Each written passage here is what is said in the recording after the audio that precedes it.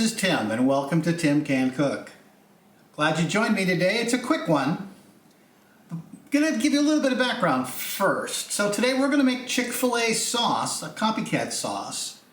And for those of you who have been living under a rock, Chick-fil-A is the most popular chicken fast food restaurant in the US. Their Chick-fil-A sandwich is to die for.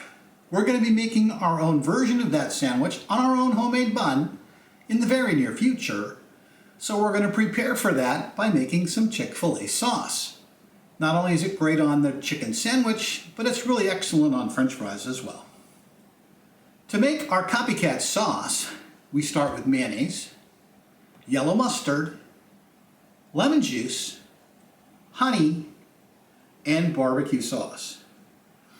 Now the recipe is a secret, but because the ingredients are published on the packet you get the sauce in, we can sort of reverse engineer this and find the flavors that work for us.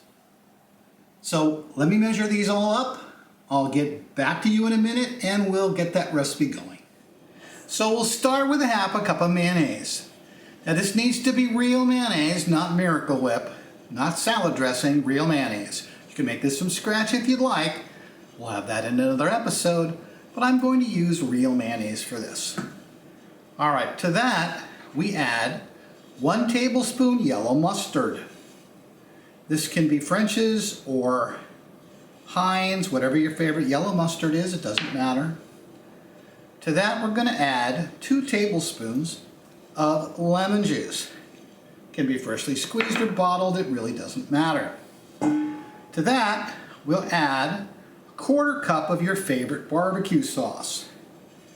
Now this can be homemade, which it will be in our next episode. We'll be making homemade barbecue sauce for our next sauce. And 1/4 cup of honey. This is lovely honey from Costco.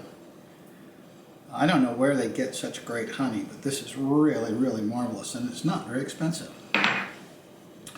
Okay, so that's all of the ingredients. So now we're simply going to whisk them together.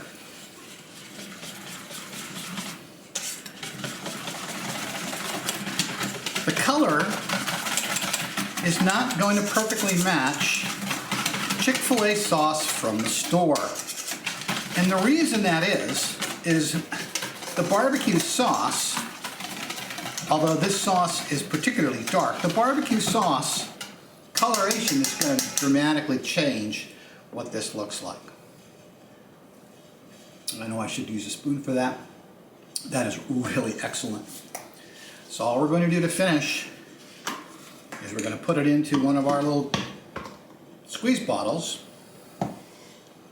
I can do this without pouring it all over the table.